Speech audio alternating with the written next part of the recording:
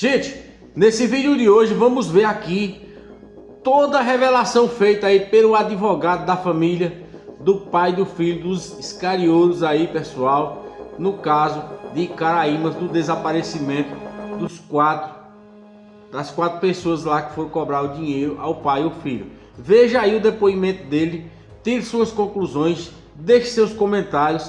Ele tá certo no ponto de vista dele, sim ou não? Vamos assistir todos nós juntinhos. Eu vou deixar só as partes mais interessantes para a gente estar acompanhando aqui nesse vídeo.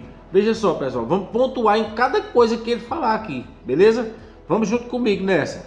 Pela prisão, eu tenho que saber o argumento para poder contra-argumentar, inclusive para a instância superior, e eu não tenho acesso a isso. Outra coisa que é tão básico e eu não consigo entender, porque assim, tudo bem eu não saber de diligências que estão em andamento. No entanto, depoimento em delegacia do Paulo e do Antônio. Ele teve início, meio e fim, concluiu. Por que eu não posso ver o que os meus clientes disseram lá? Então, a gente trabalha muito no escuro. Como disse, trabalha com informações que vêm da imprensa e às vezes até enfrentamos o desafio de fake news, porque há 2 semanas atrás estava sendo bombardeada a imprensa dizendo que tinha encontrado os corpos, né? Junto com o carro, e depois viram que não era verdade. Então a gente fica realmente em cima do muro, fica pisando em ovos, mas continua sendo útil diante do nosso restrito acesso. Conversei ontem com o representante legal da família do Alencar, e aí foram colocados alguns apontamentos que eu quero agora passar ao senhor e indagá-lo. O primeiro deles, em relação ao encontro do Alencar, Rafael, Robisley e Diego, com os seus clientes Paulo e Antônio. O Alencar diz à família que na segunda-feira encontrou a família dos Scariolo e ficou acertado que na terça-feira seria feito o pagamento do valor devido de R$255 mil. O senhor até então indagava se havia realmente acontecido esse encontro. Diante do que diz a defesa da família do Alencar, o senhor ainda mantém esse questionamento de que realmente será que eles se encontraram? Bom, eu mantenho o que eu ouvi dos meus clientes. Eles disseram que se encontraram somente na segunda-feira e não no dia seguinte, ou seja, somente no dia 4 e não no dia 5. Foi o que eles disseram. Então, é o que eles, eu vou manter a informação que eles me deram, não vou mudar por conveniência. E, além disso, eu preciso saber o que está no processo, o que está comprovado no processo. Quando eu souber, em cima disso, eu vou me manifestar formalmente. O advogado ter dito, né, que inclusive já teria recebido, etc., isso não está no processo, pelo menos se está, eu não tive acesso. Nesse encontro que os seus clientes disseram, que foi na segunda-feira, dia 4, ficou acertado o pagamento da dívida para terça-feira? Pelo contrário, inclusive meus clientes, primeiro que eles entendem que não devem, certo? Além disso, quanto à benfeitoria que seria paga posteriormente, iria ser paga somente quando fosse vendida a propriedade. Quando a propriedade foi comprada para fazer negócio. E se precisava pagar mais alguma coisa dela, quando vendesse, então ia ver o que é de quem, distribuir e assim se aceitar. Aquelas notas promissórias, então, o senhor questiona a dívida delas, é isso? Isso, aquelas notas promissórias nunca deveriam ser pagas. Veja, eles compraram por 200 mil da Giane, isso está no processo e eu tenho acesso porque fui eu que juntei, okay, que é a matrícula do imóvel. Okay. Então era de uma Giane. O Carlos Eduardo comprou dela, Carlos Henrique, perdão, comprou dela e vendeu para o Alencar, através dos intermediadores que foi o Antônio e Paulo. Os 2 Carlos nunca nem viram pessoalmente o Alencar, muito menos os cobradores. Então ele fez essa venda por 250, tem os 50 mil. Acontece que o Alencar não conseguiu fazer o pagamento dessa terra. Ele teve negativado o seu pedido de financiamento no Sicredi. Certo. O Sicredi, então, não entregando o valor, ele teve que desfazer o negócio, devolver a terra para o Carlos Henrique. Mas se era para o Carlos Henrique, aí eu já abro um parênteses. Por que é o nome do Carlos Eduardo que está na nota promissória? Não é do Carlos Henrique? Acho que tudo bem, mas aí é da família. Mas o imóvel foi para o Carlos Henrique, né? É dele que está a propriedade atualmente. Então, é isso que eu quero falar, porque a nota promissória tem o nome do Carlos Eduardo, que até então desconhecia qualquer negociação. Usaram e ele, o senhor defende todos eles. Carlos Henrique é a pessoa que seria a negociadora do bem, mas não é o nome na nota. Por que é colocado o nome do irmão dele? Por que o Carlos Henrique usa o nome do irmão? Olha, eu não consigo entender nem por que eles fizeram essas notas, né? Porque para fins tributários. Olha, isso não faz sentido. Mas, mais uma vez, a gente tem que lembrar que a gente está tratando de pessoas simples. Pessoas que hoje me pedem, Renan, veja se eles não fazem uma entrevista.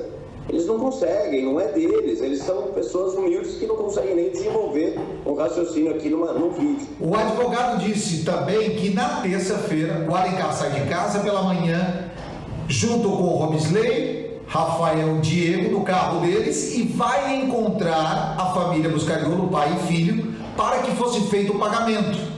Ao 12:03, segundo o advogado, Alencar envia mensagem à esposa dizendo, tudo ok, foi pago. E aí? Eu desconheço essa informação. Apesar dela poder ser benéfica para nós, eu preciso de confirmações tanto com o meu cliente, como também com os acessos. Por que benéfica? Oi? Por que benéfica? Porque eventualmente já teria cessado qualquer tipo de relação entre eles com o pagamento. Mas, mais uma vez, eu duvido, porque os meus clientes negam que devessem. Ótimo. Disseram que só vão pagar o valor da benfeitoria quando vendida a propriedade for. Com o advogado da família Buscariolo? Afinal, ele quer falar ainda sobre as munições.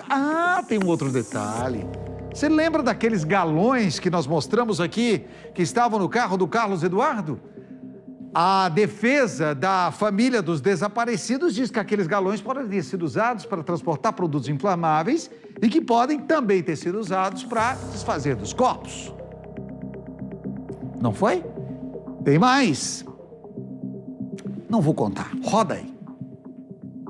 Doutor, a polícia encontrou agora 5 tipos de munições. 9mm, 45, 2 munições de fuzil diferentes, um do outro, e também marcas de espingarda calibre 12. Como é que o senhor vê esses calibres nessa suposta execução desse homicídio qualificado? Bom, em primeiro lugar, é vantajoso para a defesa demonstrar esse acervo todo para mostrar que não foram meus 2 clientes que estavam lá em Caraíba, né? Paulo e o Antônio. Teve um envolvimento de outras pessoas e não dos meus clientes. Agora, por mais que seja vantajoso, eu também preciso olhar para tudo isso que está surgindo e questionar como foi essa propriedade. Encontraram na propriedade depois de 41 dias. Foi localizado esses, na verdade, não é munição, né? Isso não pode ser chamado munição, é só estojo dela. Isso, os estojos. E então, assim, como que está sendo preservada essa prova, esse local? Será que esse local está com toda a assistência, cercado, com vigilância? Ou será que tem acesso ao público? Será que pode alguém ter plantado isso depois? Então, são questões que a gente precisa depois avaliar, que é o que a gente chama de eventual quebra de cadeia de custódia. Se você tem uma prova, você tem que ter ela custodiada, guardada, preservada. E se foi violada, se teve acesso de qualquer um, de terceiros, essa prova perde validade para fins jurídicos. O calibre 45 chama a atenção da defesa? Chama, para mim é um calibre que tem um colecionador, é raro de se ver, né, para colecionadores de armas.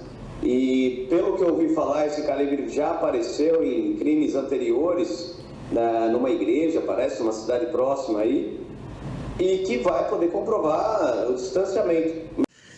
Pessoal, o caso é mais sério do que imaginamos, né? Olha só, o advogado ele usa os seus argumentos e faz sentido sim, algumas coisas que ele fala aí, né? Quando se trata de vários tipos de munição, quando se trata de uma organização melhor, mas